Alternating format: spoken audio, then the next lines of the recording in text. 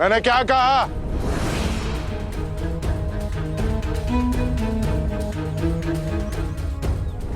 सुना, सब लोगों ने सुना, पर अब तुम भी हमारी एक बात सुन लो। हम में से कोई नहीं जाने वाला कुलकर्णी सरकार के खेत में काम करने के लिए।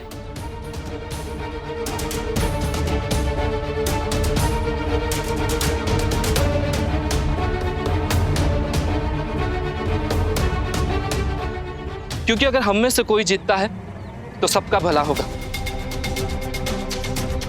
और अगर कुलकर्णी सरकार जीते तो सिर्फ उनका भला होगा।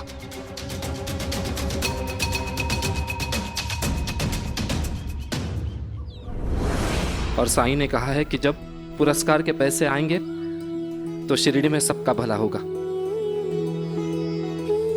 हाँ, यहाँ शिरडी वासियों के लिए कुछ दिनों की तकलीफें हैं, परेशानियां हैं, लेकिन हम सब सह लेंगे, बर्दाश्त कर लेंगे, क्योंकि उसके बाद हम सबकी जिंदगी बेहतर हो जाएगी।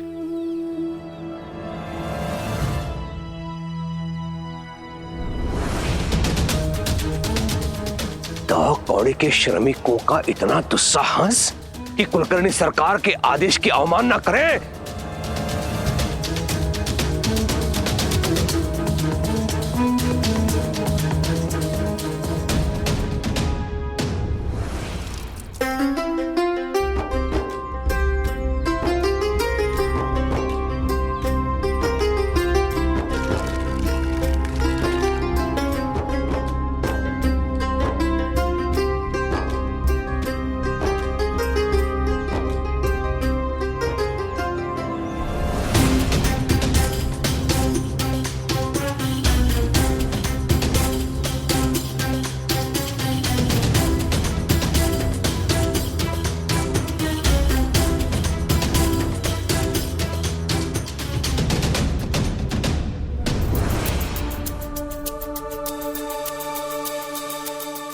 मैंने इससे पहले कभी भी शिरडी में धार्मिक विविधता पर ध्यान नहीं दिया था।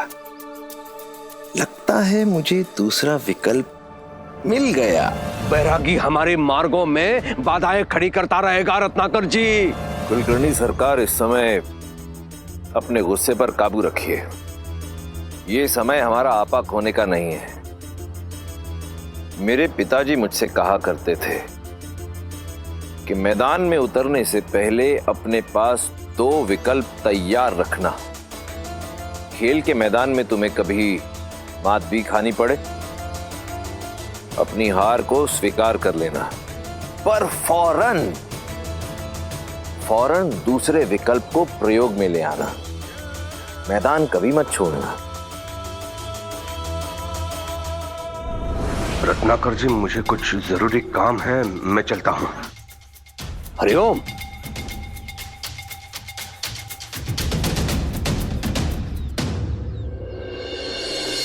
ये देखो मैं अरे वाह, मस्त है। ये देखा, मेरी भी देखो। वाह, अच्छा। अरे केशव, बहुत दिनों के बाद हमारे साथ खेलने आए हो तुम। हाँ, और ये सब क्या कर रहे हो तुम लोग? अधिक मास में हमें जो उपहार मिले हैं ना, उसे हम एक दूसरे को दिखा रहे थे। अच्छा, किसने दिया ये सब? ये मेरे नाना ने मेरे लिए कोल्हापुर से भेजी है। और ये मेरे चाचा ने मेरे लिए कुर्ता भेजा है। और ये मेरे मामा ने लड्डू भेजे हैं। वो हलवाई है ना। लो, तुम भी लो।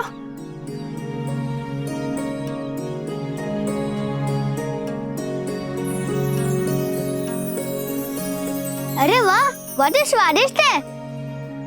मेरी मामी ने मेरे लिए कंगन भेजे हैं। अरे वाह, बहुत ही सुंदर है। केशव, तुम्हें तो ढेर सारे उपहार मिले होंगे ना? हमें बताओ तुम्हें क्या मिला?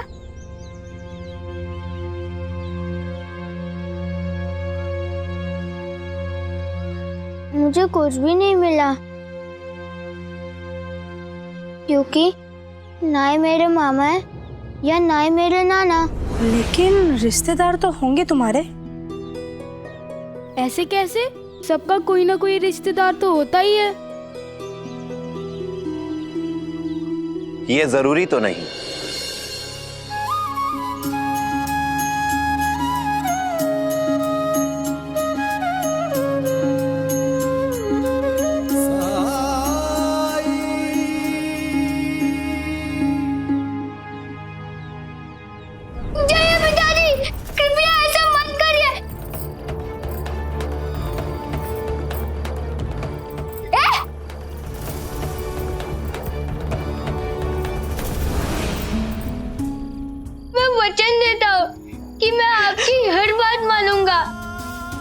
भाई का नाम कभी नहीं लूंगा। अपने वचन पे अटल रहेगा ना? हाँ पिताजी।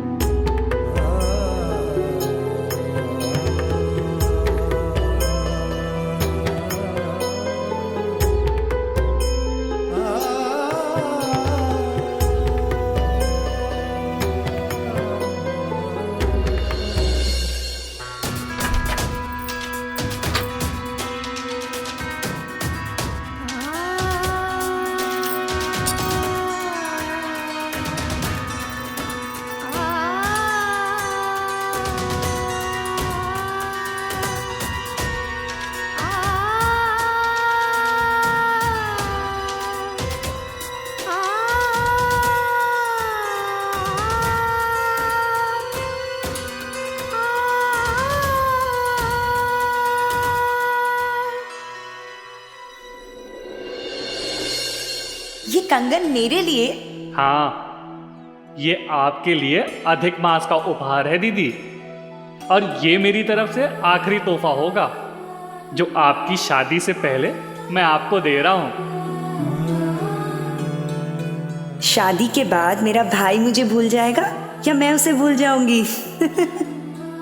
हमारी यही कोशिश होगी कि हम हर पर्व त्योहार एक साथ मिलकर मनाएंगे, एक साथ रहेंगे, एक दूसरे को उपहार देंगे। जब तुम्हारे मायके से एक भी भेंट या उपहार नहीं आता है तो बुरा तो लगता होगा ना तुम्हें। इतने सालों में दादा के ससुराल से एक भी भेंट नहीं आई है। बड़े ढीठ निर्लज है सबके सब।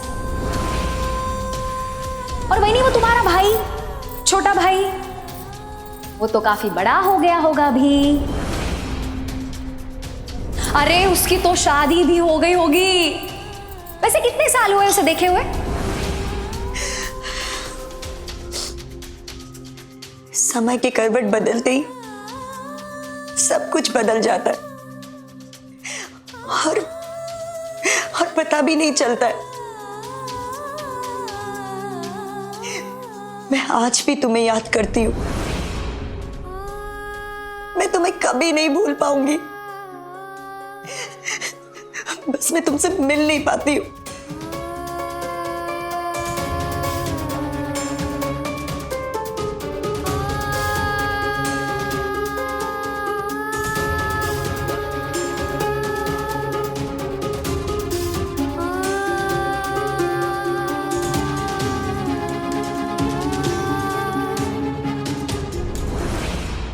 नंदलाल जी साहब। ये दोनों किसान जो एक दूसरे की मदद कर रहे हैं, वो दोनों, एक हिंदू और एक मुसलमान, कौन है ये? क्या नाम है इनका? साहब ये तो सुल्तान और हरिभाऊ है। सुल्तान और हरिभाऊ। तो तुम सुल्तान और हरिभाऊ से अलग अलग जाकर मिलो और इन दोनों से कहो कि मैं उनसे भेंट करना चाहता हूं। जी साहब।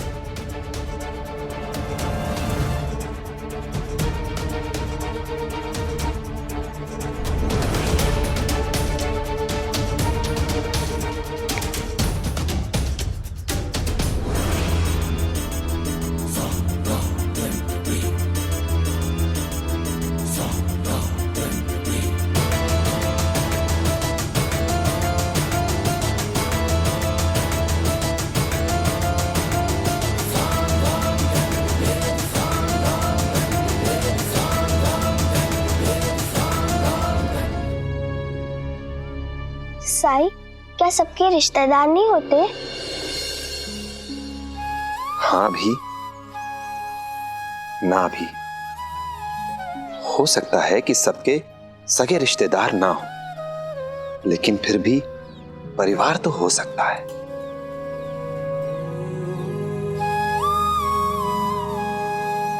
परिवार का मतलब केवल खून का रिश्ता हो, ये जरूरी नहीं। हमारे परिवार में कोई भी हो सकता है। हमारे दोस्त हो सकते हैं, हमारे पड़ोसी हो सकते हैं, ये पेड़ पौधे, पशु पक्षी, कोई भी हो सकता है हमारे परिवार में। हम जिस किसी से भी जुड़ाव महसूस करते हैं, जिसे अपना बना सकते हैं, बस वही हमारा परिवार है। मेरा भी कोई रिश्तेदार नहीं है, पर तुम बच्चे मेरा परिवार ही तो हो। ये शिरडी वासी मेरा परिवार है, और जो कोई भी मुझे प्यार करता है, मुझे याद करता है, वो मेरा परिवार ही तो है। और कुछ लोग ऐसे होते हैं जिनके रिश्तेदार तो होते हैं, लेकिन वो किसी ना किसी कारण से एक दूसरे से सालों तक नहीं मिल पाते। इसका मतलब ये नहीं है कि वो एक दूसरे को याद नहीं करते, उनसे प्यार नहीं करते। बस सभी की कोई ना कोई विवशता होती है। पर ऐसे लोगों के पास अपने परिवार, अपने मित्रों की यादों का, उनकी स्मृतियों का बहुत बड़ा खजाना होता है। और इन्हीं यादों, इन्हीं स्मृतियों के सहारे वो लोगों के दिलों में रहकर अपने संबंधों को और भी मजबूत बनाते हैं। साई, तुमने मुझे अधिक मास के पीछे की कहानी सुनाई थी ना?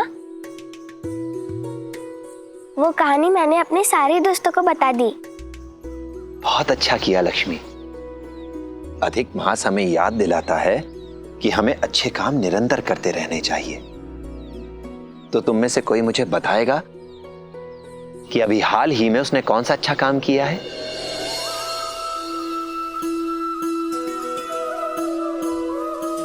जैसे तुम लोगों को अच्छे अच्छे तोहफे मिले हैं, वैसे ही तुम्हें भी किसी को उपहार देना चाहिए, खास करके उस इंसान को जिसे कोई तोहफा ना मिला हो, ताकि वो इस अधिक मास को आजीवन अपनी स्मृतियों में, अपनी यादों में सहेज कर रखे।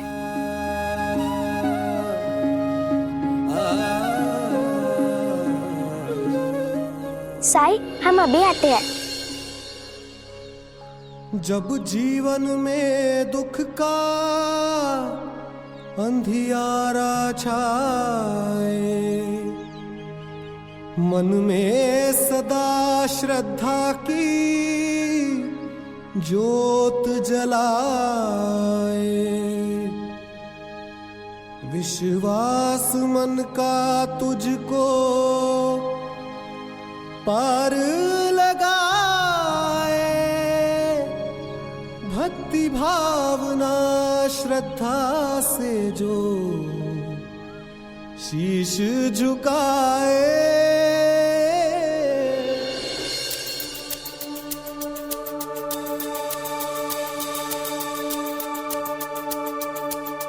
जी, आपने मुझे बुलाया?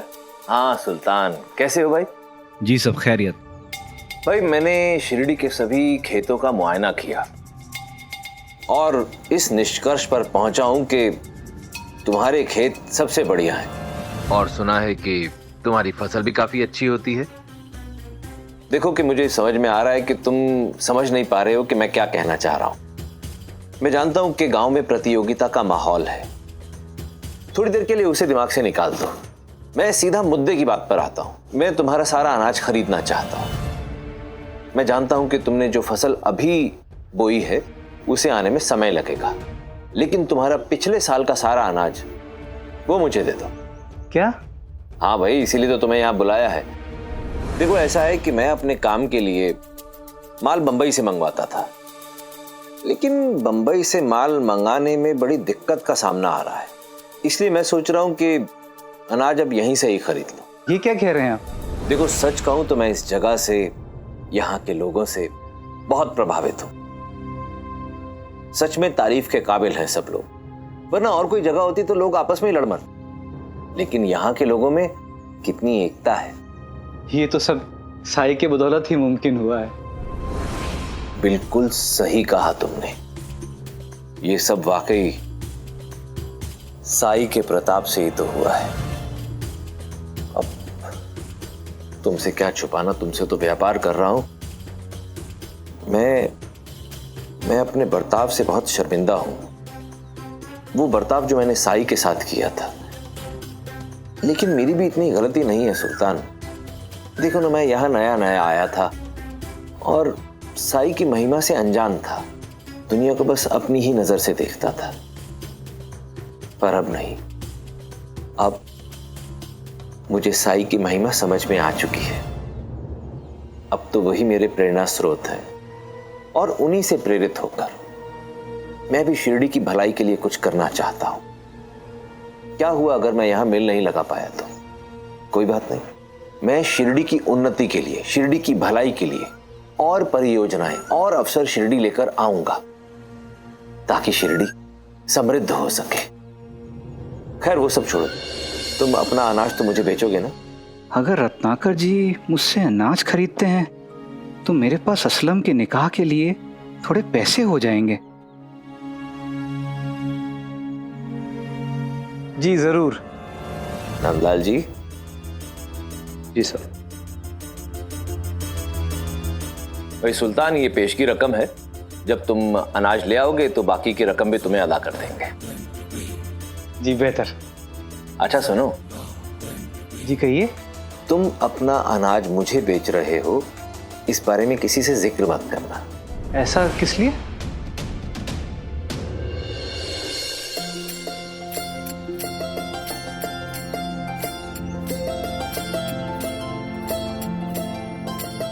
साई, तुम मेरे परिवार हो ना, इसीलिए नींबू शरबत मेरी तरफ से।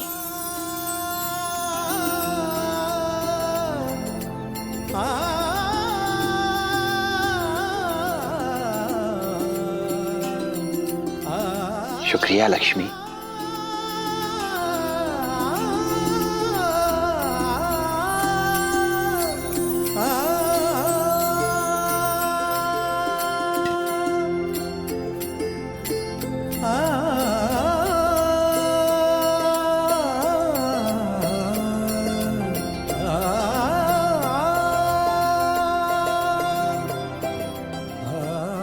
शुक्रिया बच्चों, तुमने इस अधिक मास को मेरे लिए यादगार बना दिया। साई, तुम किसी को तोहफा नहीं दोगे? हाँ हाँ, दूंगा ना।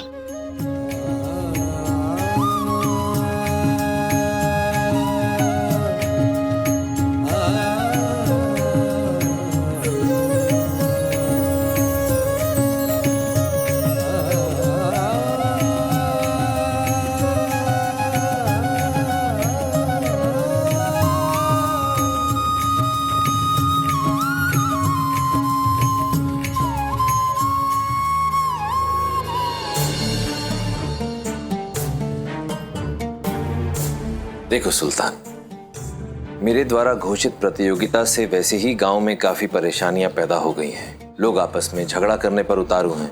मेरा इरादा ऐसा हरगिज नहीं था, लेकिन वो फिर भी झगड़ रहे हैं। अब मैं तुमसे अनाज खरीदता हूं तो बाकियों को ये उम्मीद बन जाएगी कि मैं उनसे भी अनाज खरीदूंगा। अब मैं उन्हें तो नहीं बता सकता ना कि उनका अनाज अच्छा नहीं है। अब मैं दुविधा में पड़ जाता हूं, ना उनका अनाज खरीद सकता हूं और वजह बताता हूं तो वो बुरा मान जाएंगे। अब बुरा मान गए तो कहीं फिर आपस में झगड़ा फसाद करने लग गए तो, इसीलिए एहतियातन तुम्हें कहा है कि ये बात किसी से कहना मत। जी बेहतर, मैं अनाज आज आपको भिजवा देता हूँ। खुदा हाफिज।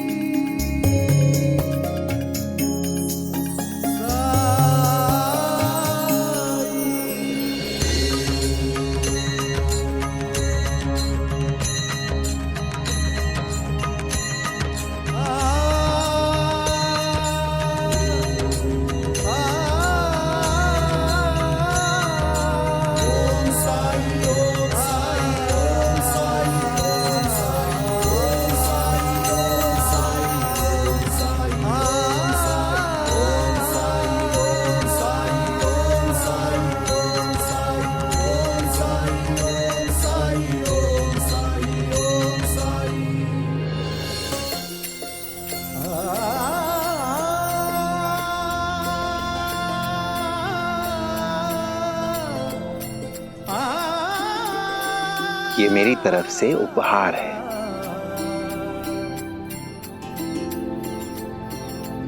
लेकिन साईं ये तो एक है, आप ये किसे देंगे? मुझे देंगे। नहीं मुझे देंगे। नहीं नहीं मुझे देंगे। नहीं नहीं मुझे देंगे।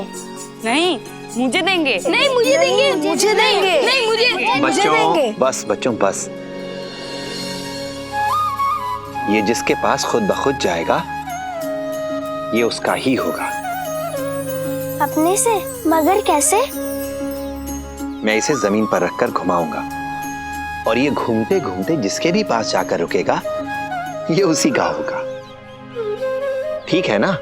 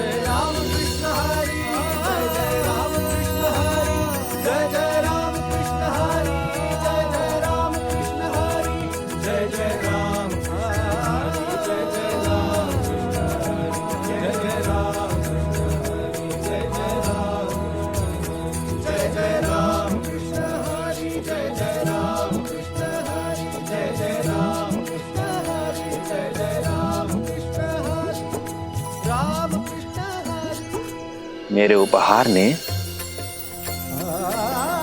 अपने सच्चे अधिकारी को ढूंढ लिया है। अब यह आजीवन उसी के पास रहेगा और वो समझदारी से इसका उपयोग करेगा।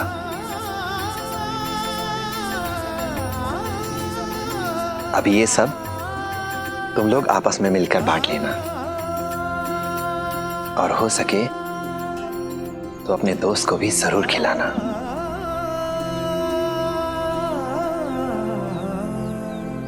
अब मैं चलता हूं, मुझे भिक्षा के लिए जाना है।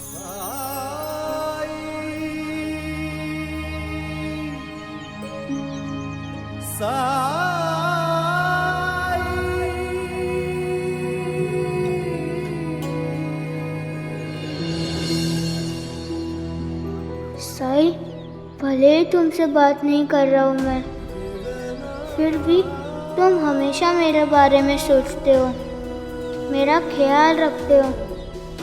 मन तो मेरा ये कर रहा है कि मैं अभी दौड़कर तुम्हारे पास जाऊँ और तुमसे लिपट जाऊँ, तुम्हारे सीने से लग जाऊँ। लेकिन मुझे माफ़ कर देना साईं, मैं ऐसा नहीं कर सकता हूँ क्योंकि मैं वचन से बंधा हुआ हूँ। मैं जानता हूं केशव तुम पर क्या बीत रही है, पर तुम जो कर रहे हो अपनी मां के लिए कर रहे हो। और एक बात हमेशा याद रखना कि अपने माँ बाप के लिए किया हुआ त्याग कभी व्यर्थ नहीं जाता। इससे बड़ी सेवा कोई नहीं।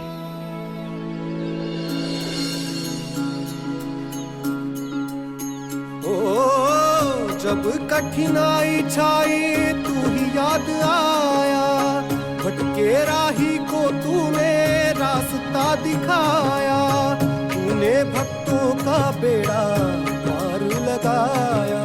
तेरी महिमा मेरे साईं गान जान पाया। ओम साई ओम साई ओम साई ओम साई ओम साई ओम साई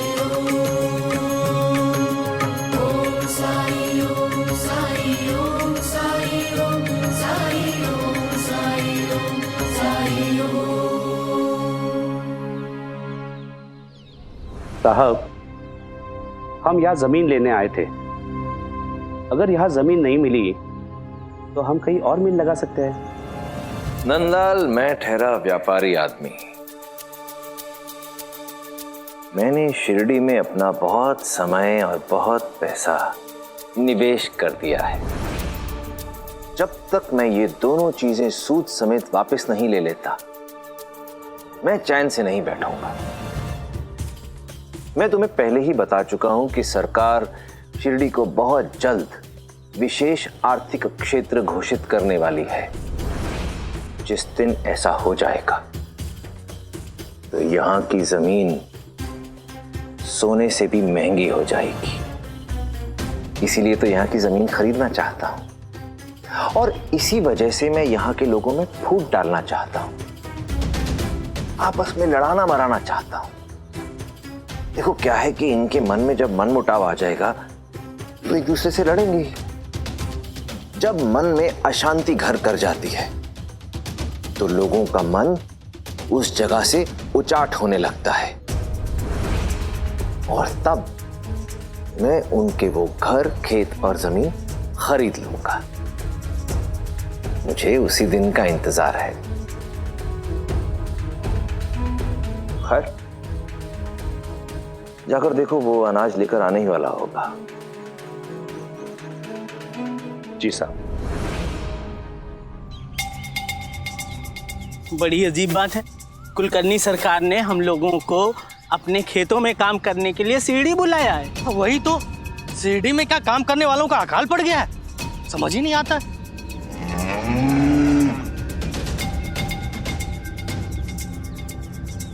भाई साहब सुनिए, हमने तो सुना है हर खेत में अपना किसान खुद ही काम करता है, लेकिन यहाँ तो सब एक साथ ही काम कर रहे हैं। अरे भाई, ये भी तो हो सकता है कि सारे खेतों का मालिक एक ही हो। क्यों? खेत किसी एक आदमी का नहीं है, अरे गांव का तो है।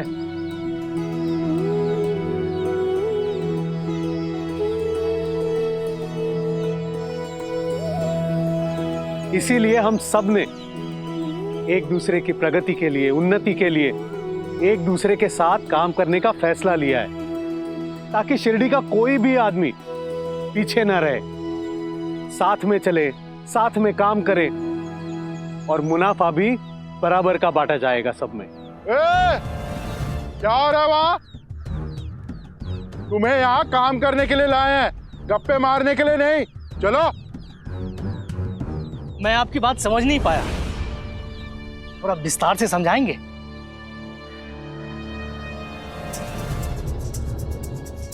हाँ हाँ, क्यों नहीं। जो भी किसान प्रति बीघा सबसे ज्यादा फसल पैदा करेगा, उस किसान को इस प्रतियोगिता का विजेता घोषित कर दिया जाएगा। विजेता को 100 या 200 नहीं, पूरे 1000 रुपए मिलेंगे। क्या करूंगा?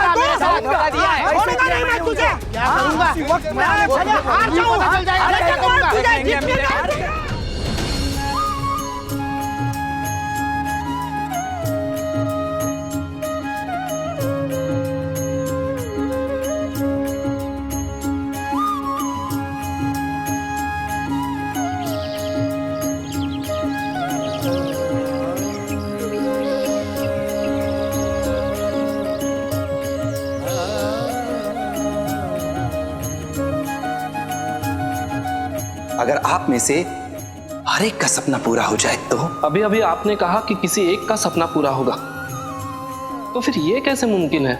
आप सबकी एकता से पुरस्कार पर सभी शिरडी वासियों का हक होगा। इस राशि को हम शिरडी के कोष में जमा कराएंगे और शिरडी की उन्नति के लिए उपयोग में लाएंगे। आज से आप सब एक साथ मिलकर काम करेंगे, एक दूसरे की गलतियों को माफ करके एक नई शुरुआत करेंगे आप।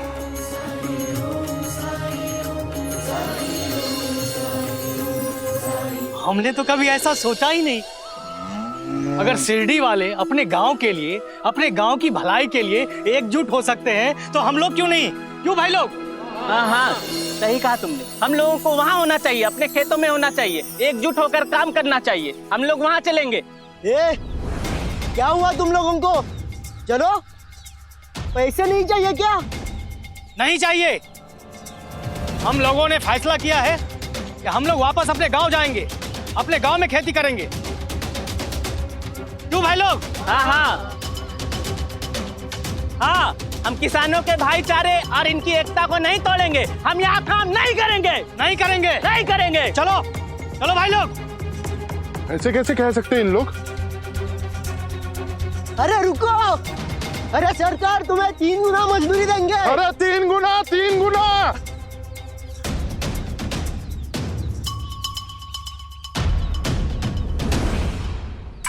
पंता जी, मजदूर तो चले गए, अब हम क्या करेंगे? अब हम क्या करेंगे? जो भी करना है वो सरकार करेंगे हमारे साथ। वैसे अंता जी, आप हल चलाना तो जानते हैं ना? हाँ। बहुत बढ़िया, आप हल चलाइए, मैं खाना लेकर आऊंगा आपके लिए खेत पे। नहीं नहीं, मैं नहीं करूंगा। अरे अंता जी सुनिए तो।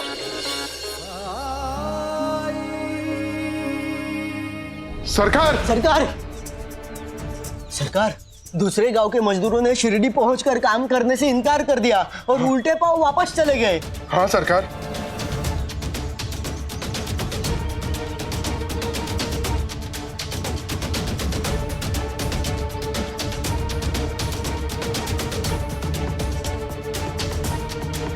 उनसे तो मैं बाद में निपट लूंगा, लेकिन उससे पहले रत्नाकर राव ने क्यों बुलाया है ये जानना जरूरी है। हरिओम।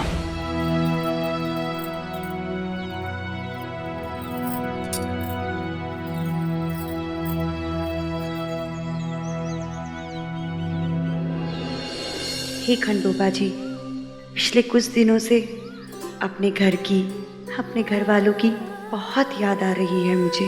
मैं उनसे मिलने अपने मायके तो नहीं जा सकती हूँ, बस यही प्रार्थना करती हूँ कि वो सब खुश रहे, कुशल से रहे और स्वस्थ रहे।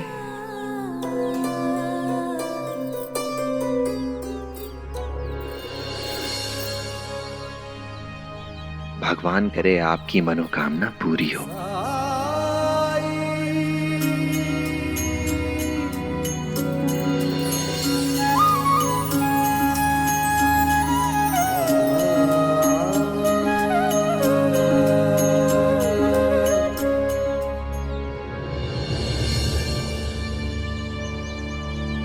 मुझे कहीं कोई साईं से बात करते देख ना ले।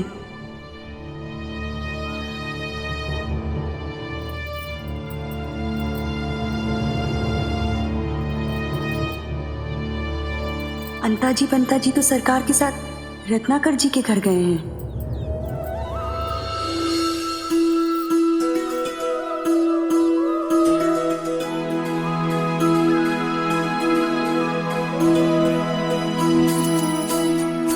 प्रणाम साईं, प्रसाद ग्रहण कीजिए। ईश्वर करे आप अपने प्रियजनों के साथ हमेशा खुश रहें। काश आपकी बात सच होती साईं। मिठाई तो मैं जरूर लूंगा और सबको खिलाऊंगा भी। खुशियां जो आने वाली हैं।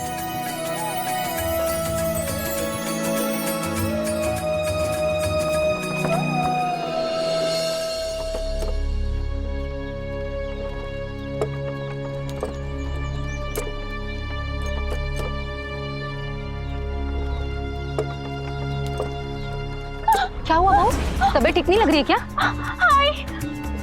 लगता है प्रसव पीड़ा शुरू हो गई और अंदर से 7वां मिलन। तो इतनी जल्दी कैसे? आयका थामा जरा, थामा।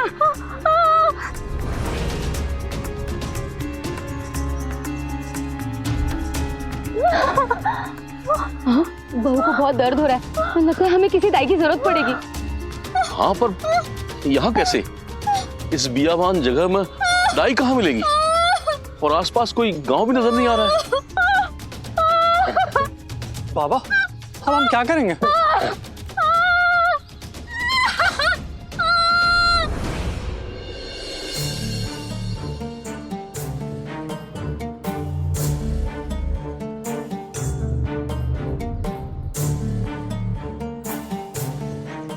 हुजूर, मैंने अनाज आपके गोदाम में रखवा दिया है।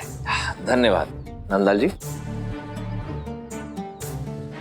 शुक्रिया। अच्छा हरि भाव, जैसा कि मैंने तुम्हें कहा था, तुमने इस सौदे के बारे में किसी से चर्चा तो नहीं की ना?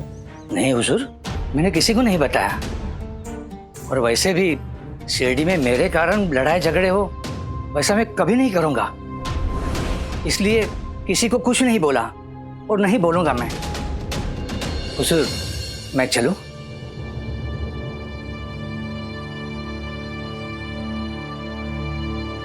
साहब, एक बात मेरे समझ में नहीं आई, आपने इन दोनों से अनाज क्यों खरीदा? नंदलाल, तुमने ये देखा कि मैंने 2 लोगों से अनाज खरीदा, लेकिन उन 2 लोगों के नाम पर गौर किया तुमने? हरि भाव, सुल्तान, हिंदू, मुसलमान, और दोनों के दोनों पक्के दोस्त। लेकिन इतने पक्के दोस्त होने के बावजूद अब दोनों एक दूसरे से बातें छिपा रहे हैं। और जहां लोग एक दूसरे से बातें छिपानी शुरू कर देते हैं, वहां गलतफहमी आ ही जाती है, दोस्ती चाहे कितनी भी पक्की हो। और जहां गलतफहमी आती है, वहां मनमुटाव भी आ जाता है। अब अगर इनकी इस लड़ाई को हम किसी प्रकार से हिंदू मुस्लिम लड़ाई में तब्दील कर सके तो बस मजा आ जाएगा। अगर इनकी लड़ाई सांप्रदायिक रूप ले ले तो समाज में इतना जहर घुल जाएगा कि फिर वो साई लोगों को लाख श्रद्धा और सबूरी का पाठ पढ़ाता रहे, कोई नहीं सुनेगा। क्योंकि जब एक बार लोगों के मन में धर्म कर्म वाला जहर घुस जाता है ना, तो फिर उसके बाद में उन्हें कोई कितना भी धर्म कर्म पाठ पुण्य समझाने की कोशिश करे, कुछ भी उनके पल्ले नहीं पड़ता। वो ऐसी गहरी खाई में गिर जाते हैं कि वहां से उबर पाना असंभव होता है। मैं बस उसी समय का इंतजार कर रहा हूं।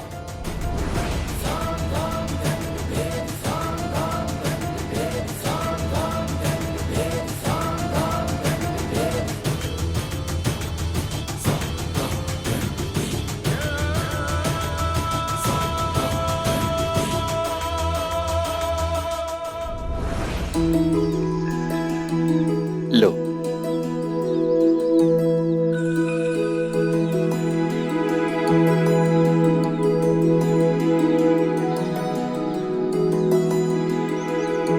लो भाईजामा, मुंह मीठा करो।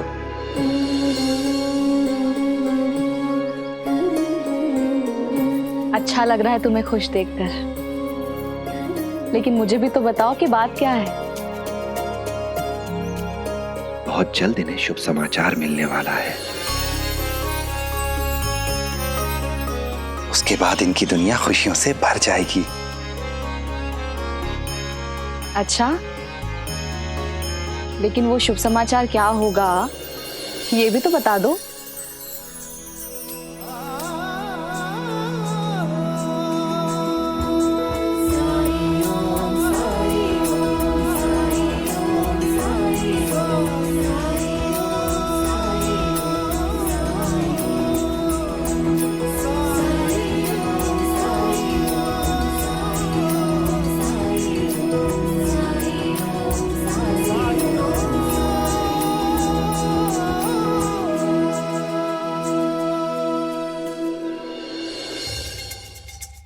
भाई, यहाँ आसपास में कोई गांव है जो हमारी मदद कर सके? हाँ है ना, पास में एक शिरडी गांव है।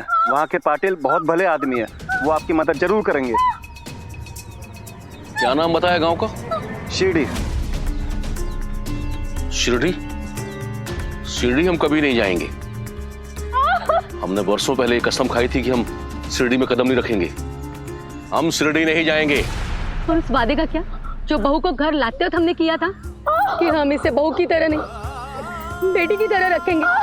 बहुत तकलीफ हो रही है इसे, हमें किसी दाई को दिखाना पड़ेगा। ये वो समय नहीं है कि हम इन सब बातों को पकड़ कर बैठे। क्या आपकी कसम हमारी बहू की जिंदगी से बढ़कर है?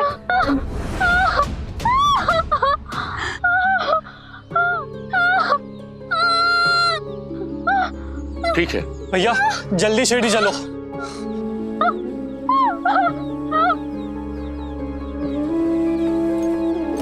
चलो शिरडी चलो।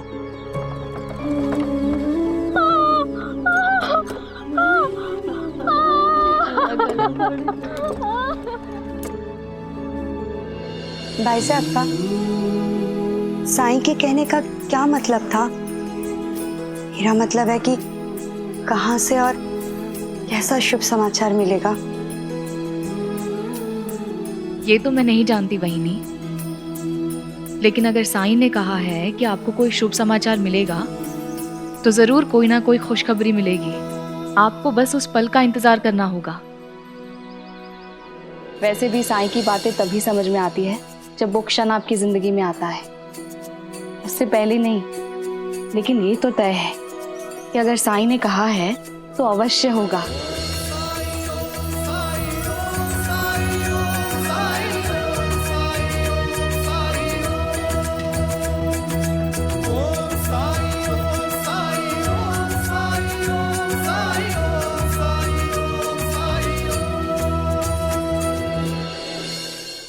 ऐसे और भी मजेदार वीडियो के लिए हमारे चैनल को लाइक, शेयर और सब्सक्राइब करें।